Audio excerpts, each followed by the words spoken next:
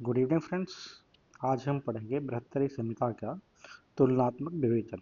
तो सबसे पहले हम बात करते हैं अनुबंध के भेद के बारे में। तो अनुबंध के 4 भेदों का आचार्य ने वर्णन किया है।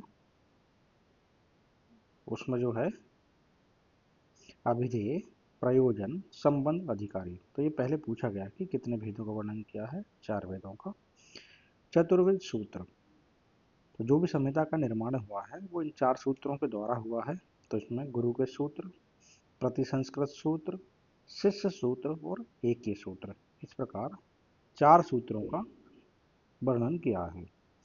चरक संहिता में कुल आचारों की संख्या जो बताई है, यहाँ पर 63 आचारों का वर्णन है। टोटल चरक संहिता में लगभग 1950 योगों का वर्णन है। 14 देशों का वर्णन आया है। अब हम बात करते हैं इसी प्रकार सुश्रुत संहिता में 8300 योगों का वर्णन आया है। फिर हम आयुर्वेद अवतरण की बात करते हैं कि चरक संहिता में 2 बार आयुर्वेद अवतरण का वर्णन है। एक प्रथम अध्याय में, सूत्र स्थान के प्रथम अध्याय में, और चिकित्सा स्थान के पहला पाद जो है, ठीक है, रसायन जो चिकित्सा है उसके 4th पाद में, आयुर्वेद समुत्थानी अध्याय में फिर से आयुर्वेद अवतरण का वर्णन है। इसी प्रकार सुश्रुत संहिता में वेदोत्पत्ति अध्याय में, अष्टांग हृदय में पहला अध्याय जो आयुष्कामी में आया है, काश्यप संहिता में एक बार आया, वो पहले अध्याय में। उसके बाद हम बात करते हैं चरक संहिता में कुल संभाषा जो है 7 संभाषा का वर्णन है। ये सभी को याद रहता है। एक सुश्रुत संहिता में एक संभाषा हुई है जो कि सुश्रुत सारी 3 में हुई है, ठीक है, अंग उत्पत्ति के संबंध में। काश्यप संहिता में भी एक बार हुई है। तो ये पूछा नहीं तो आपको चरक और सुश्रुत का याद रखना है। नेक्स्ट हम बात करते हैं चरक संहिता में आयुर्वेद अवतरण संभाषा परिषद में कुल आचार्यों की संख्या। तो जो आचार्य ने यहाँ पर 53 नामों का वर्णन किया है, ये पहले पूछा गया है कितने आचार्य उपस्थित थे। चरक ने शिरोविरेचन द्रव्यों में लवण द्रव्य का समावेश किया है, तो ये आपको याद रखना है।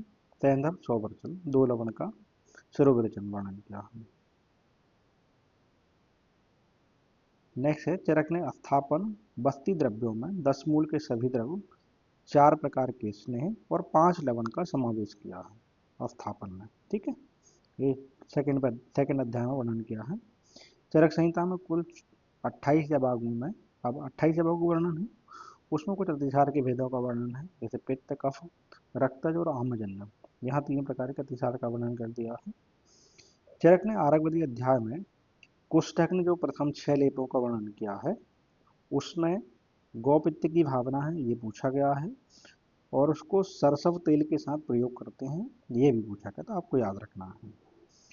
उस अध्याय में आरगवदी अध्याय में जो है टोटल कुष्ठहर लेप, कुष्ठग्न लेप जो है 16 है, वातहर लेप 4 है, उदर शूलनाशक लेप 1 है, वात रक्त वात रक्तग्न लेप 3 है, विषग्न लेप 1 है, स्वेदहर लेप 1 है, सिर शूलग्न लेप 1 है, पार्श्व शूलनाशक लेप 1 है, दाह शामक लेप 2 है, शीत प्रशमन लेप 1 है, दुर्गंधनाशक लेप 1 है। तो यहाँ पर आपको सिर्फ ये 2 याद रखने हैं। एक कुष्ठग्न जो है 15 लेपों का वर्णन है और वातहर 4 लेपों का वर्णन है, ये आपको याद रखना है। इसके बाद हम नेक्स्ट क्लास में बात करेंगे